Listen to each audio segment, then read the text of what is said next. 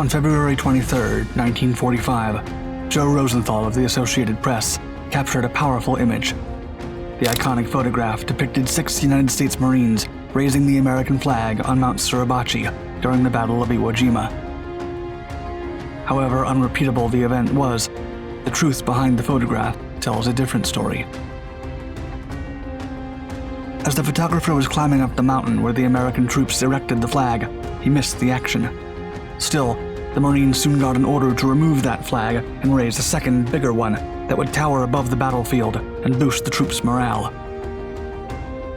Rosenthal was now on top and ready to document what followed. But in an ironic twist of fate, he almost lost the extraordinary opportunity few war reporters ever get, a second chance at capturing a legendary moment for posterity.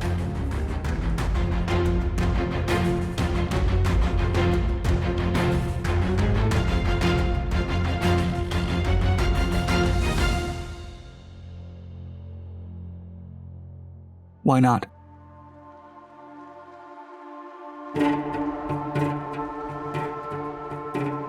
The United States was determined to defeat Japan during the Clash of the Pacific, and towards the end of the war, the US military plotted an island-hopping strategy, in which, interestingly enough, Iwo Jima was not initially a target.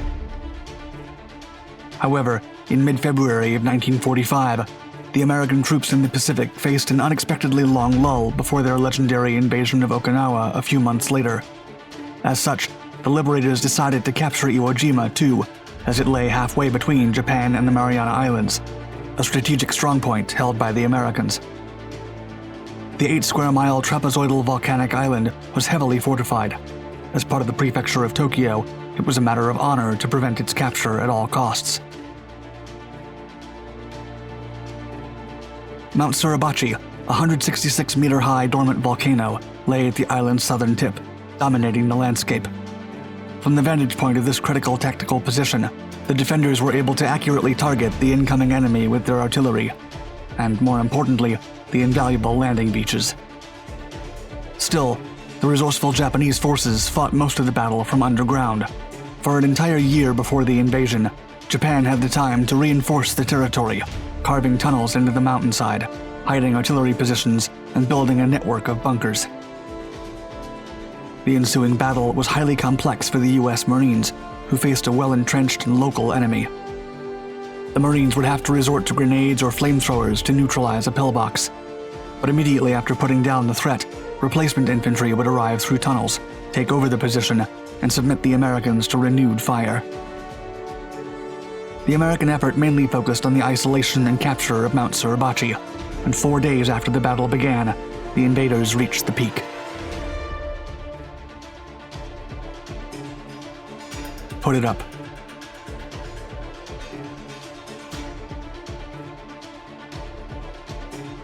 The encounter was brutal almost from the outset. The relentless fighting on the island lasted for over a month, but it took the Marines less than 5 days to reach Mount Suribachi's peak.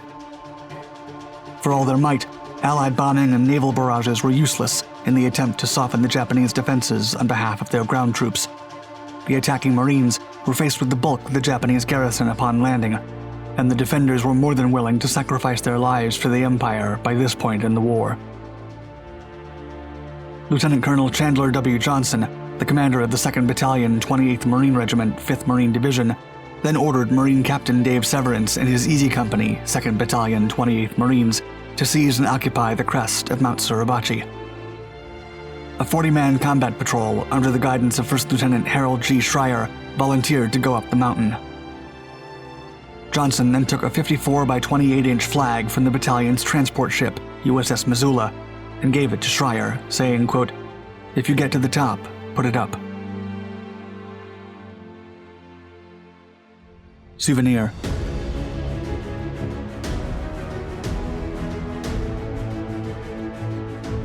The climb began at 8 a.m. on February 23, 1945, and against fierce opposition.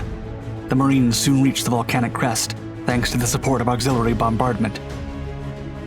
Schreier and 2 Marines then attached the flag to a water iron pipe left on the crest. By 10:30 a.m., the flagstaff was raised and planted. Upon seeing the national colors, The Marines, sailors, and Coast Guardsmen on the beach below reacted with cheers and gunfire, and the ships blew their horns. Unfortunately, the loud noises alerted the Japanese, who interrupted the celebration and opened fire on the commandos on top of Suribachi. Ready to capture the raising of the flag, Staff Sergeant Lewis Lowry of Leatherneck magazine took a photograph of the moment, but had to dive for cover when the enemy launched a hail of bullets their way. The camera broke during the fall, forcing him to go down the mountain and get new gear. As Lowry descended, he passed Joe Rosenthal with his Graflex 4x5 camera. Lowry had managed to capture the first raising of the flag, but in an unlikely turn of events, the honor and fame would go to another photographer. James Forrestal, the Secretary of the Navy, was jubilant and single-handedly resolved to keep the 2nd's battalion flag as a souvenir. As author James Bradley narrated in the book Flags of Our Fathers, quote, "The news of this wish did not sit well with 2nd Battalion Commander Chandler Johnson, and it is said that Johnson simply spat, quote, 'to hell with that.' As far as he was concerned, the battalion was the rightful owner of the flag. He then acted quickly to secure the flag as soon as possible and dispatched his assistant, Lieutenant Ted Tuttle, to get a replacement flag from the beach. Then, as an afterthought, Johnson called after his assistant, quote, 'and make it a bigger one.' In any case, the first flag was deemed too small and not easily seen from the volcano's northern side, and the symbol was desperately needed, as the heavy fighting would continue for several weeks. You don't know.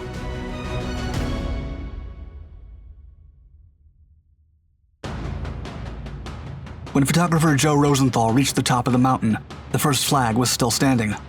However, he waited to see how the events unfolded. The new, bigger flag was soon raised over the battlefield.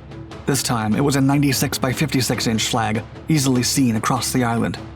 However, while Rosenthal was present for the raising, he almost missed his uncanny second chance at the memorable shot. Sergeant William Gnost was documenting the scene and asked the photographer if he was in the way. Rosenthal then turned to look at him and quickly realized the Marines were already raising the 2nd flag. Hurriedly, he snapped a picture without even looking into the viewfinder. A decade later, the photographer recalled, quote, "Out of the corner of my eye, I'd seen the men start the flag up. I swung my camera and shot the scene. That is how the picture was taken, and when you take a picture like that, you don't come away saying you got a great shot. You don't know." Legacy.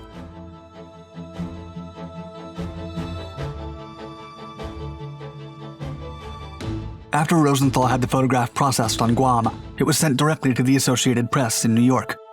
It hadn't even been 24 hours after the raising when the picture was already on news wires and the presidential desk.